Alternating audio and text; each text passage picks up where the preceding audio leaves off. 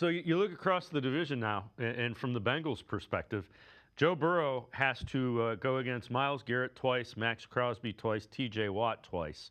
Um, I'm looking at that from the Browns and saying they got to get some offensive linemen. I would say the same thing.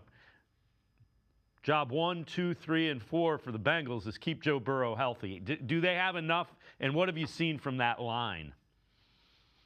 Well, I think that line took steps forward last year. The former first round pick from 2024, Marius Mims, their right tackle. I thought he really took a big step last year.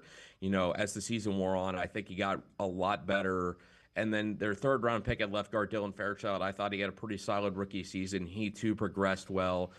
Them adding Dalton Risner just before the start of last season, it took him a little time to kind of firmly establish himself as a starter at right guard. But I thought he was very good, especially as a pass protector. They brought him back this season. I thought that was a big thing.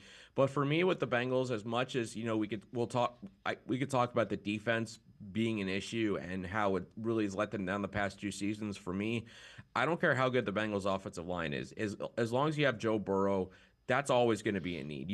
They need to keep stocking that up as much as possible, especially like you said, in an AFC North that now includes Max Crosby. So now you look at every division game.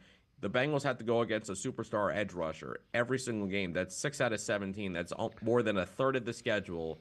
You're going up against either Myles Garrett, Max Crosby, or T.J. Watt.